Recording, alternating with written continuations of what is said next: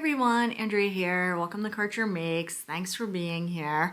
This is a little place where I like to share all my crafty things. Almost always that is knitting, but sometimes it's also spinning, weaving, crochet, sewing, cooking, baking. I love making all of the things. So thanks for being here and let's get into it.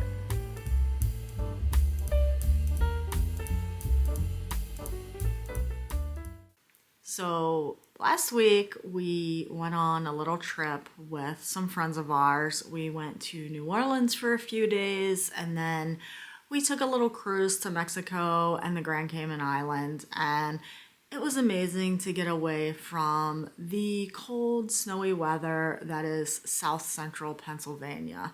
Now, all that to say, we had to come back a little early because of some snow in the forecast, and this week has been a crazy cold snap, and we were in single degree weather. When I woke up on Monday morning, it was 1 degree Fahrenheit, which I can't remember, at least in my lifetime, it ever being that cold. And I know a lot of folks in other areas of the country kind of experience this as well. And even to the point where the southern states, Georgia and Florida in particular, you guys got more snow than we did here. We got about maybe 5 or 6 inches on Monday, and you guys got like 7, 8, 9 inches, which is unheard of. I don't ever recall that ever happening in my life, but this finished object couldn't come at a better time. And it is so warm and cozy. When I pulled this off the blocking mats and seamed it, I immediately put it on, and I've hardly taken it off since then. So let's get into this finished object for project talk. So this cowl is the Shift Cowl designed by Andrea Mowry, Drea Renee Knits, and I chose to make this out of 3 different colors of my Handspun. And I will insert better footage so you can really see this, 1, on the blocking mat, and then 2, what it looks like on and how I chose to wear it. And this is a lovely piece if you have any sort of that random handspun, even if it's handspun that you made like at the beginning of your journey. It's very forgiving for inconsistent plying or thickness. So these 3 colors that I made, and unfortunately I don't have any records of what they were, where they were from, what the fiber content is. I do know that they're all wool blend yarns because that is all I spin, but I don't know any specifics because I was a bad beginner spinner and I didn't keep track. But this cowl is very lovely. When I blocked it, the yarn really bloomed a lot, which kind of surprised me because when I finish my yarns after spinning them, I wet finish them, and maybe that becomes a different video at a later time, but basically I soak it, I kind of whack it around a little bit to move the energy through the plies, and I figured the yarn was pretty much done doing what it's doing as far as its texture and bloom, but I was wrong. And when I knit this and then wet block this, it continued to bloom even more, and it is just beautiful. And hopefully with some of the more close-up shots, you can see how beautiful this texture is. And the pattern is quite simple. Honestly, it's just some slip stitches. I think that's mosaic style knitting, and the way that the multiple colors are being used together, just it lends itself to a really nice texture, and I really love it. So this is a bandana style cowl, which means it's basically sort of like a triangular-ish shape, and then you seam it in the back. And My seam work wasn't the best. It said mattress stitch and I just kind of whip stitched it together. So that wasn't the best job on my part, but it's also in the back and my hair's covering it and who's looking at it anyway. So in terms of modifications to this pattern, I went up one needle size from US 5 to US 6. And I did that because, again, I was a new spinner. I am a new spinner, let's be honest. I am very novice when it comes to spinning. My yarns weren't super consistent. So in some places they had some thin spots, and some places they had some fairly thick spots. And to kind of compensate for that, I went up a needle size, and I do love how the drape turned out. I love how the fabric turned out. And I feel like that was a good decision for this piece. The only other modification that I made, and I'm not sure if you can really see it here, I'll insert better footage, but this I-cord edge is where you're binding off. The final thing you do is this I-cord bind off, and what I chose to do, it called for a 2-color bind off using colors, I think A and C, it doesn't matter. 2 of the 3 colors were supposed to be in the bind off. And I don't know, I didn't do that. I was like, that seems like extra work that isn't really necessary. So I just chose to use 1 color. And because of the nature of this handspun yarn, it basically made like a gradient. And I'm not sure if that's really coming up on the screen, but in real life, it goes from like this blue to purple. And I don't know, I just thought that was a pretty effect. So this project has really inspired me to work with my handspun, and I do have quite a bit of it in my stash that, you know, when I got into spinning, I was just making this yarn and kind of putting it in a box and like not using it. So now it's really inspired me to use my handspun and then also make more handspun. We're gonna talk a little bit about that later in the new project portion of this program. But for this project, I used, again, it was the 3 skeins of handspun, and I do have quite a bit left. I was surprised. I was nervous that I was going to run out because, again, with my own handspun, I did not keep good records. I had to guesstimate what the length of this was, what the weight of this was.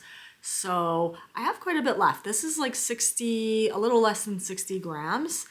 And what I'm thinking is, I don't know if Andrea Mowry has a shift hat, but this might be a hat to go with this cowl. Maybe mitts. Is 60 grams enough to do mitts? I don't know. I'll have to look up some patterns. But I'm feeling like this becomes a complementary accessory. Hat, mitts, something to go with this cowl. So I also have a second finished object for you guys, which is, I know, it's been a while since we talked, so I finished these on Wednesday, I believe. And these are what I'm calling my Tranquil Holo socks. And these are being made for the Stitch Quest 2025 Make-Along, hosted by Amy of Happy Little Yarn and Andrea of the Cat Lady podcast. And the yarn on these is Polka Dot Creek Sparkle Sock. And I don't know if it's really showing on the camera, but these are super sparkly. They have silver stellina in them, and I love them. I love a sparkly sock. So these are just a vanilla sock pattern. I used my standard sort of recipe for that, which is US 1 needles, 2.25 millimeter, 64 stitches, magic loop. And one thing that I wanted to share about these, here's what's interesting about these socks that is obviously, you know, maybe not so much on the surface. This yarn, and I don't think I mentioned the colorway. The colorway was 2024 Cheers to New Year's. So what's interesting about these socks, I purchased a half skein. It was a sock set that came with a half skein of the self-striping and then 3 10-gram minis, which was this kind of green color, this pink, and then a gray, and they're all sparkly. I wasn't sure I could get a full sock out of this, and I did. And the leg length is about what I like. I like about a 6.5 inch leg. I could have actually done a little more. I could have done maybe 2 more rows of color on these and still got a full length, full size sock at my gauge and at my foot size. I'm a US women's 7.5. So what this tells me is these like half skeins that I have here, I had intended to just make shorty socks because, again, they're only 50 grams. I could make full-size socks out of them. Who knew? Who knew? So these are lovely. I made them matching, or as close to matching as is physically possible when you're hand making an item. But I love them, and they're beautiful. So like I mentioned, that main skein was a 50-gram half skein, and here's what I have left. It's quite a bit. This is about 11 grams or so. So yeah, that's gonna go into my little scrap pile over there. And then as far as the minis, here's what's left. The green had about maybe 2 grams. The pink is about 5 grams. So plenty to go into another project. This is the gray. I didn't use this at all in the project, but pretty nonetheless. So in whips, I have a half object, a hoe. This is the Vintage Fairy Light Socks by Helen Stewart, and the yarn that I used is the Raven's Flock by Rising Tide Fiber Company, and this was also a sock set, full 100-gram skein for the main color, and then it came with 2 mini skeins, black and purple, of course, because Ravens. Now, the Ravens couldn't pull it out in the playoffs, as they usually, let's be honest, choke, as they've done numerous times, but that's okay. That's okay. We are not fair weather fans here. We love our Ravens. We're going to cheer. Tomorrow is the next round of the playoffs. I think we're going to cheer for the Buffalo Bills, but anyway. These are the Vintage Fairy Light Socks by Helen Stewart. And in terms of modifications, I thought about doing the foot part in just plain stockinette after the actual pattern section was completed. But somebody told me, and I'm blanking on who said it. I want to say it was Katerina, but I'm not sure. They were like, just do the ribbing. It's easy, it's simple, and it makes it fit nicely. So I took your advice. Went ahead and did the ribbing. I did the same heel that was called for in the pattern, and for the toe, I felt like it needed to be kind of jazzed up a little bit. So I added in a stripe of black, a stripe of purple, and then did the rest in black. So there's the half object, and I've started the second sock here, and it's got my little Ravens Progress Keeper, the little football here. These are from Twin Mountain Handcrafts. And I think I've completed, it looks like maybe 1 round of the pattern repeat. So these are so fast. These work up very quickly. Highly recommend this pattern if you haven't made it yet. So next up in Project Talk, let's talk about a project that I'm going to be casting on. And I really have Amber of Ambi Marie Knits to blame for this. She's such a little enabler.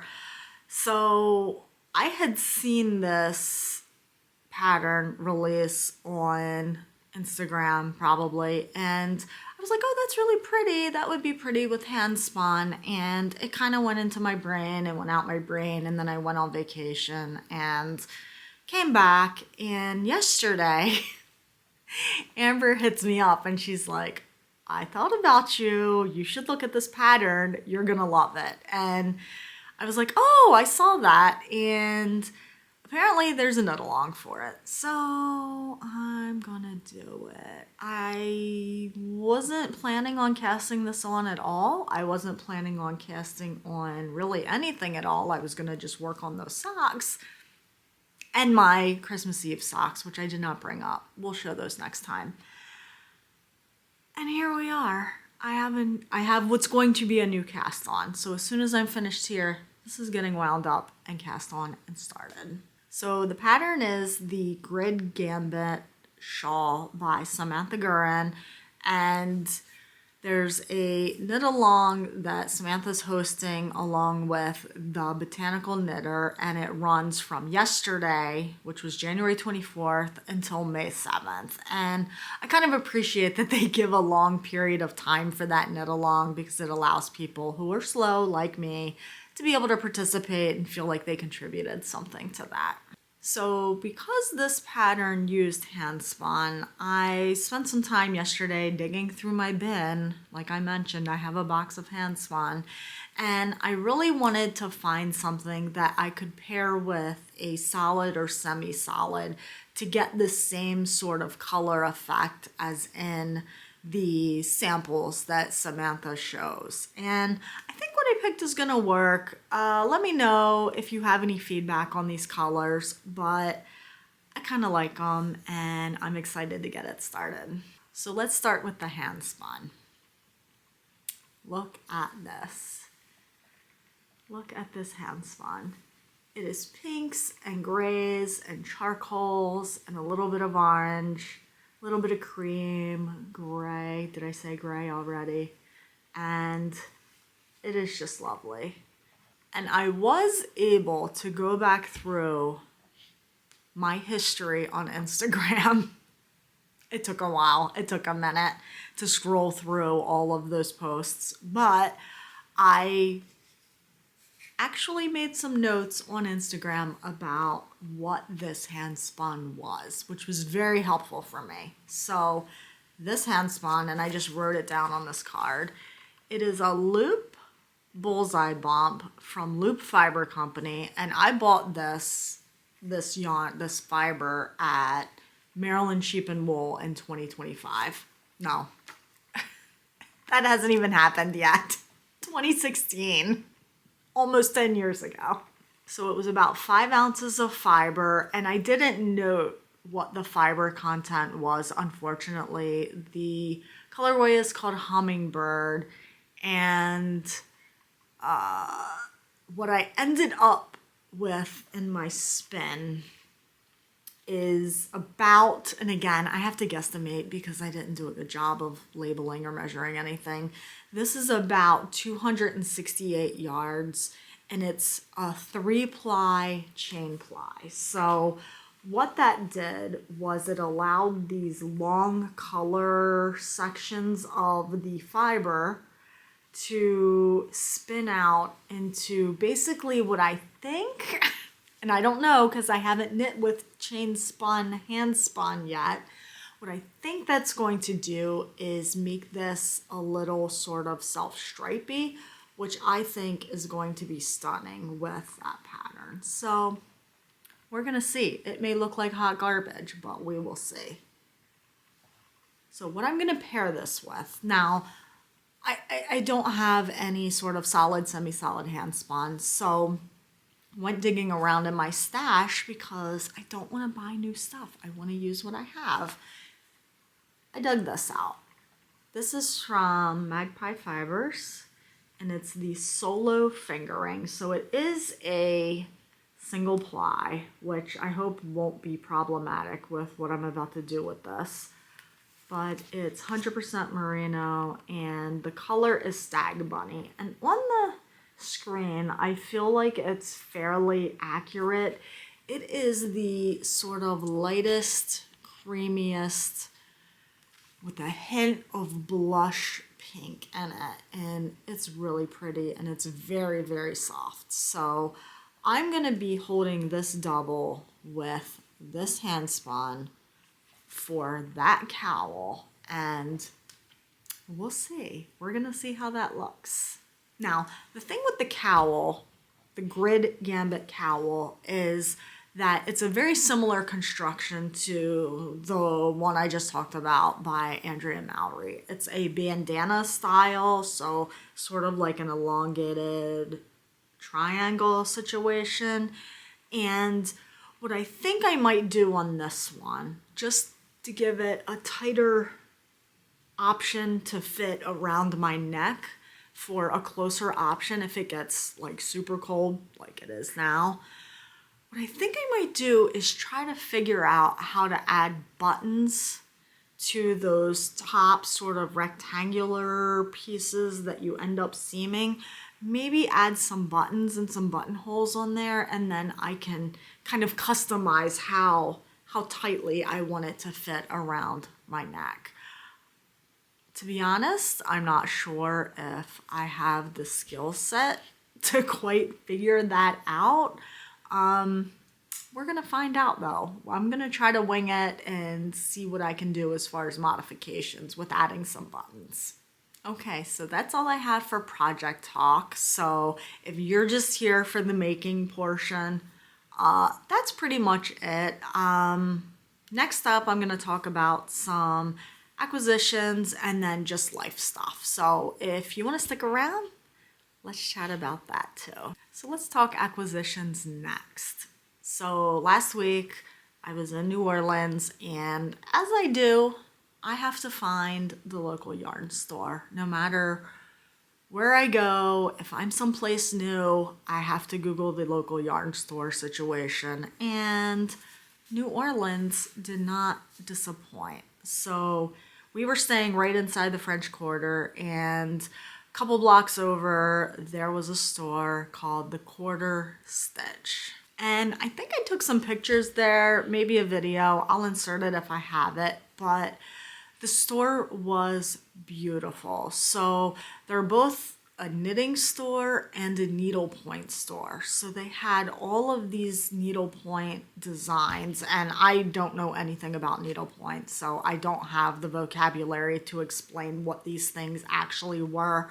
But they were like the canvases that you do the needlepoint on, like a pattern that's printed on the fabric.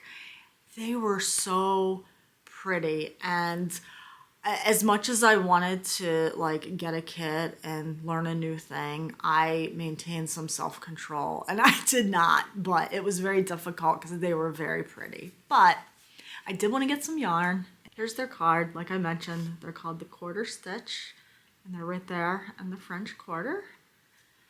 So when I go to places like that and I want to buy souvenir yarn, I try to look for anything, first and foremost, if they have it.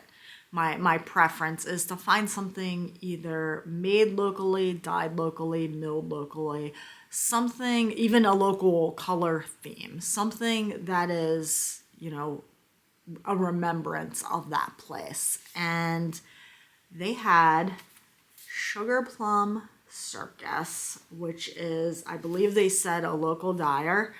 And look at this orange. It is blowing out. It is, put your sunglasses on because this baby is bright. Look at this. And on the screen, it looks very much fluorescent orange. It has a more of a kind of red base to it though. So it is everything. And this is their worsted base. It's 100% superwash merino, 218 yards. And I think the name is called Fugo. There's the spelling. And those of you who are Cajun French, you can maybe correct me below. I think that's Fugo though. But what I think this is going to be is a hat, possibly for me, And because it is such a bright, super saturated color, and the dye style is very solid, like A+. I know Amy of Happy Little Yarn likes solid solids, not the, hey, there's some white spots on it. Like, girl, you would not be disappointed in this. Because it's so solidly dyed and super saturated, I think this is going to be a hat. And I was initially thinking of doing the Stephen West Dustlin hat again, just in a worsted base versus DK, but I already made that hat. So if you have any suggestions for a hat that would look amazing in this supremely bright orange yarn, let me know. I'm taking all suggestions. So I also got a couple other little things while I was there at the Quarter Stitch in New Orleans. They had stickers, and I've mentioned it here before. If you're new here, hi, I'm Andrea, and I'm a sticker addict. They had stickers, so of course, I got some. My friends who came with us on this trip, they were very nice at indulging me in this trip to the yarn store. They came with me. Nobody's a new knitter. I tried to convert them, but, oh, I'm holding that upside down. There, is that better? But my friend helped me pick out some stickers. And they also had something that I put on my Christmas list for Santa that I didn't get. And when I saw that they had these, I almost screamed. These are the lemon wood little, I don't know the exact name of it, but it's the little yarn holder. You put the little shaft through this, and then it carries the yarn for you. I've been wanting one of these. And again, I put it on my Christmas list and didn't get it. So when I saw they had these, I was like, oh, yes, have to have this, getting it. So I haven't put it together yet. I'm excited to pull that off and get to using it. And lastly, they had candles, and I had to get this. And I'm hoping that the glare isn't too much, but how funny is that? And appropriate, like, yes. Smells like I have too many whips, but I'm casting on again anyway. Yep, I have too many whips. I'm casting on again anyway. It's who I am. I accept it. So in other acquisitions, while I was away, this came in. These are from the Littlest Charm Co. And I had ordered these. They were, do you want to call it a pre-order?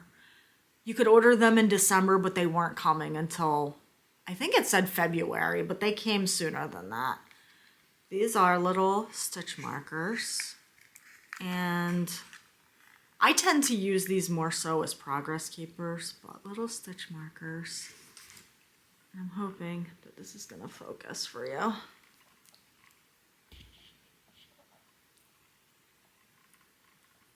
They're so tiny and cute. And this one has a little gingerbread man and a mug of hot cocoa. And this one is a little gingerbread man on a star. And of course the camera's like, nah, not today. And then additionally in there, and I didn't expect this, thank you, it's a little Be Mine heart.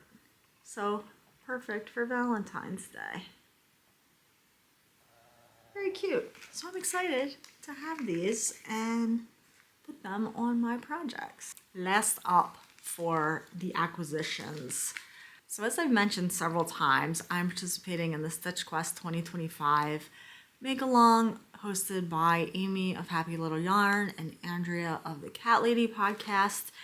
And for this make along, they've partnered with some other makers for, there's yarn, there's project bags, and just various sort of notions that are in line with the theme of Stitch Quest. And there was one called Odd Girl Journals. Her name's Keely Reichman. And they made stitch markers, progress keepers, and stickers. Look how cute these are. Love it. So this is, I believe, the Moon Warden, which is one of the characters. I don't recall this one's name. And then it's the dragon. How fun are those? I appreciate the artistry of this so much. I have no idea how they make these, but they're very pretty. And then also, as mentioned, they had some stickers too. So that's it for acquisitions. And now we can just talk about some life stuff. So like I may or may not have mentioned earlier in this video, I don't recall if I said this already, but we were in New Orleans for a couple days, and then we took a cruise to Mexico and the Cayman Islands with some friends of mine. And the trip almost did not happen. So the night before we were supposed to leave, we were scheduled to fly out very early in the morning.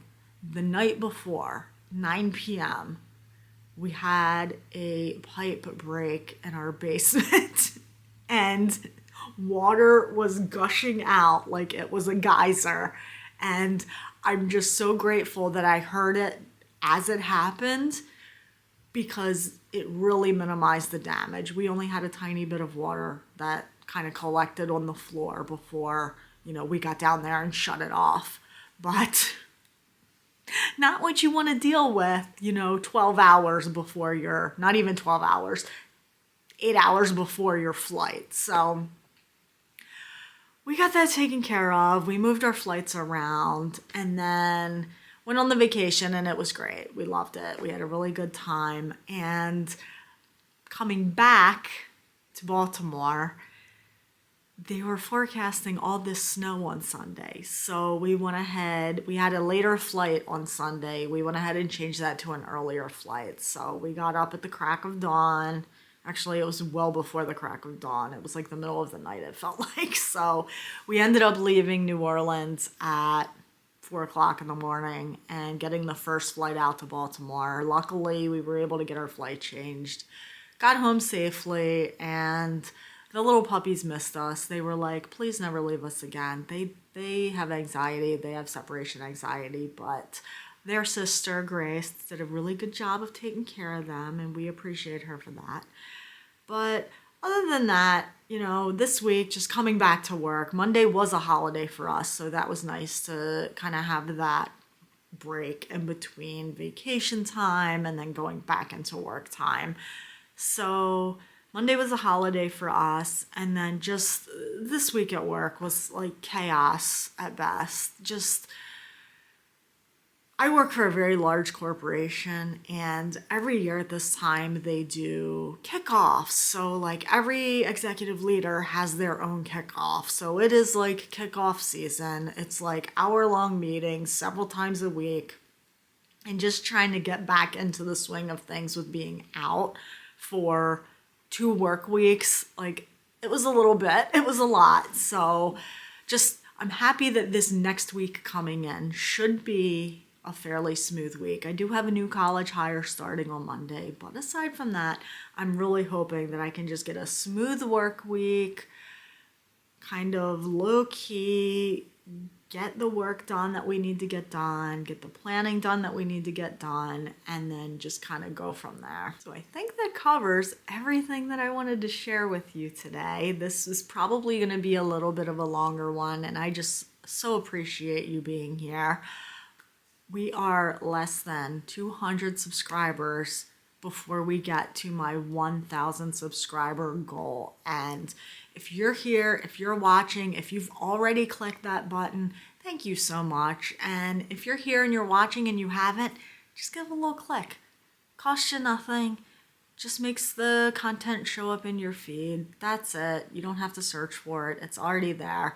And it really helps content makers like myself get their videos pushed through the algorithm. And that's it.